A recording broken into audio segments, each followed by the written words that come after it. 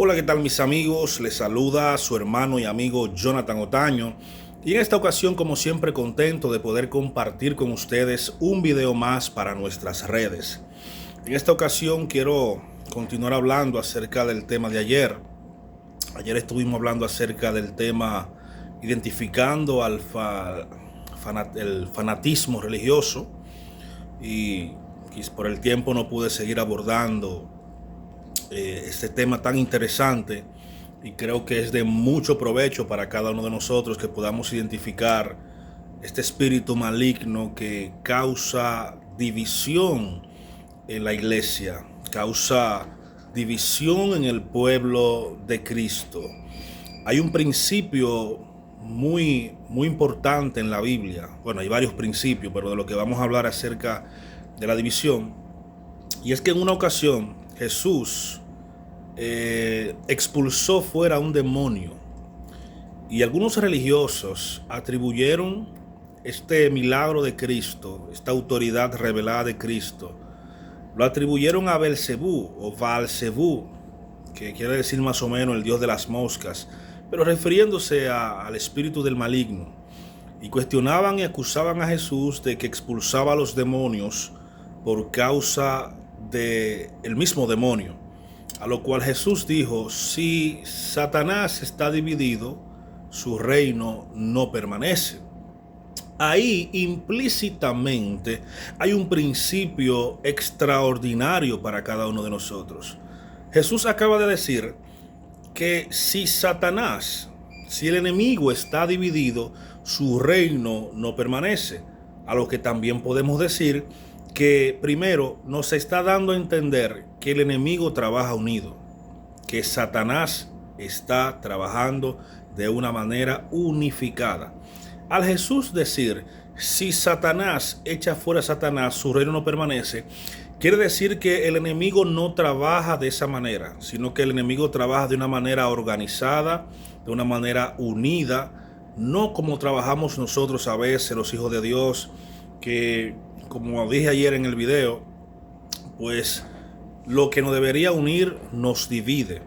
Jesucristo está diciendo que Satanás trabaja unido, pero también enseña otra cosa.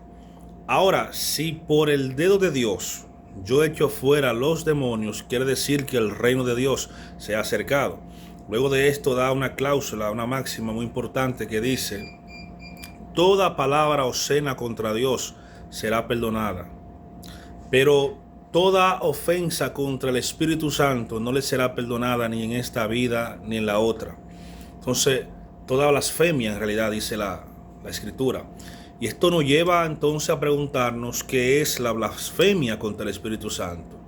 Se han dicho muchas cosas acerca de la blasfemia contra el Espíritu Santo, pero si contextualizamos la historia y el momento en el cual Jesús expresó estas palabras, nos damos cuenta que la blasfemia contra el Espíritu Santo es atribuirle a Satanás las obras que hace el enemigo.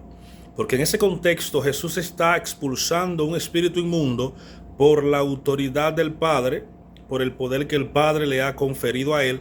Sin embargo, los religiosos dicen que es por el poder de Satanás. Jesús nos enseña, mis amados hermanos y amigos, que Satanás no echa afuera a Satanás. En otras palabras, que un espíritu inmundo no puede echar otro espíritu inmundo.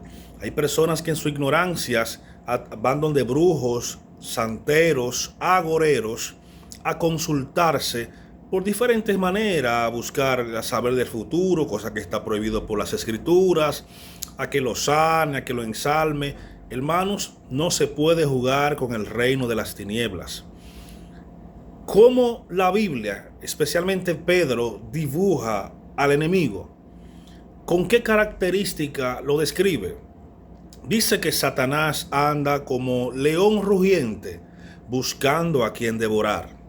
Es como esos documentales que veíamos de Discovery Channel, donde el león está acechando al corderito, a la gacela, sigilosamente esperando el momento adecuado para atacarlo y devorarlo. Así es que Satanás es dibujado en las Escrituras. Entonces no podemos jugar con el reino de las tinieblas. No podemos ir a consultar, o no deben ir a consultarse ante brujos, santeros, agoreros, que anteriormente tenían sus casas apartadas de la ciudad, porque la sociedad no le daba cabida a este tipo de personas, a los brujos, a los santeros, a los agoreros. Estaban en lugares apartados, en bosques, en lugares lejos. Ahora, hermanos y amigos que me escuchan, lo tenemos en la televisión, lo tenemos en la radio, tienen redes sociales. Ahora este tipo de personas que trabajan con brujería, con santería, que son agoreros, que creen que a través de los astros pueden identificar el futuro de una persona, que creen que con la necromancia o la lectura de las palabras pueden identificar tu futuro. Ya no tienen que ir a un monte, ya no tienen que apartarse, no. Ahora mismo lo tenemos en las redes sociales, lo tenemos en la televisión, incluso tienen programas de televisión, tienen redes sociales, incluso dan números, consultan y las personas se dejan engañar de estas personas falsas y por ende están bajo la tutela del reino de las tinieblas. El reino de las tinieblas jamás echará fuera al reino de las tinieblas, sino que solamente el poder de Cristo puede echar fuera el reino de las tinieblas, porque el enemigo ha venido para matar, hurtar y destruir, pero Cristo ha venido a dar vida y vida en abundancia. Pero también dice en una de las cartas de Juan que vino a deshacer las obras de las tinieblas. Ese es el propósito principal de Cristo, salvar la humanidad de las tinieblas. Pedro dice que nos trasladó de las tinieblas al reino de su luz admirable. Eso es lo que hace Cristo con el ser humano. No sé si ustedes recuerdan la historia del endemoniado Gadareno. Y le dicen endemoniado Gadareno porque obviamente estaba en Gadara. Gadara es una de las provincias de Judea, de la tribu de Gad. Como este endemoniado vivía en Gad, se le decía Gadareno. Igual que María Magdalena, le dicen María Magdalena porque vivía en Magdala, porque anteriormente no existían los apellidos. Usted se le llamaba por el nombre de su padre o por la ciudad que usted residía.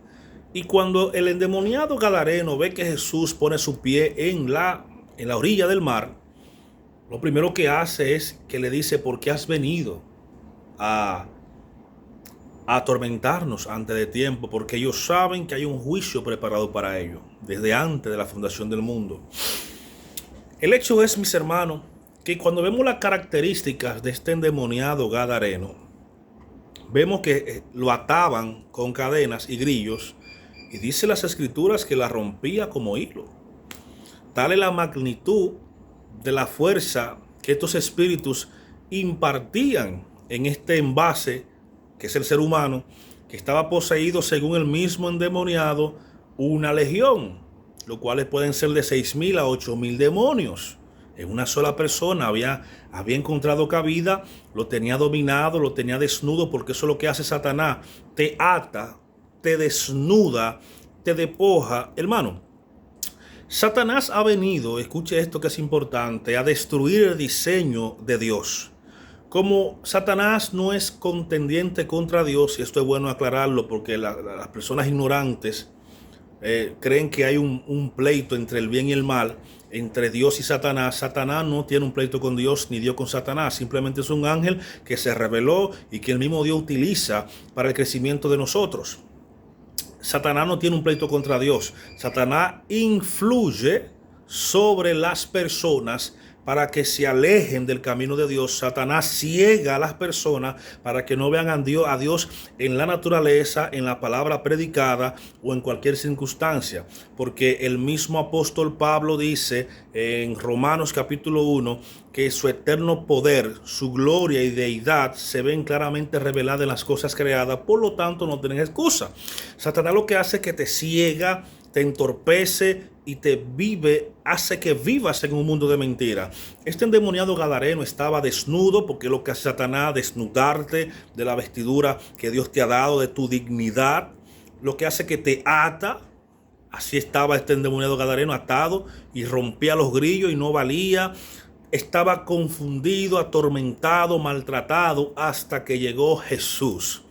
Jesús le dio libertad a este hombre y los demonios, los espíritus inmundos, porque cuando hablemos de demonología vamos a entender que solamente los espíritus inmundos poseen cuerpos. Solamente los espíritus inmundos que habitan las regiones celestes, cuando cayeron del tercer cielo, fueron despojados de un cuerpo propio. No así los demonios, no así Satanás, que tiene un cuerpo físico. Los espíritus inmundos perdieron esa capacidad de tener un cuerpo. Por eso necesitan poseer un cuerpo, ya sea humano o ya sea animal. Por eso el endemoniado gadareno le pide a Jesús: permítenos estar en el hato de cerdo, porque tienen que tener un cuerpo obligado, tienen que estar poseyendo animales, personas, etc. Jesús le da el permiso, no sabemos por qué, Jesús sabrá por qué, eso tiene su explicación. Es un dato importante, hermano, que el cerdo era un animal impuro en la zona de Israel y Gad pertenece a Israel. Entonces era tan baja, y escuche esto que es importante, el nivel espiritual de Israel en los tiempos de Jesús era tan bajo y tan muerto que lo que era prohibido, el cerdo, lo tenían como ganado. Algunos dicen, he escuchado a algunos comentaristas que dicen, no, lo que estaba prohibido era comerlo, pero criarlo para venderlo no estaba prohibido. Bueno, eso había que analizarlo. El hecho es que Jesús permitió que esos espíritus se metieran en los cerdos, y como lo de ellos es hacer maldad, hicieron que se desboscaran y se ahogaran en el mar. Porque eso es lo que hace Satanás, hermano. No se puede jugar con las tinieblas.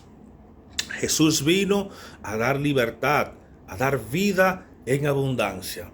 Entonces, mis hermanos, ayer estuvimos hablando acerca del tema del fanatismo religioso y quería dar continuidad porque el tiempo no me dio ayer, y quería tocar un tema, un dato importantísimo en cuanto al fanatismo, ya que muchos que vieron el video en TikTok, en Instagram, me escribían por mensaje privado preguntándome, o sea, me hicieron la pregunta acerca de los rabacucos y los evangélicos. Yo regularmente, hermano, amigos que me escuchan, yo me cuido de la Lashon Hara. La Lashon Hara es un término hebreo que quiere decir la lengua mala. O sea, de estar criticando a personas por lo que creen. De estar atacando, no es mi estilo. Creo que no debe ser el estilo de un cristiano genuino. Nosotros atacamos la herejía.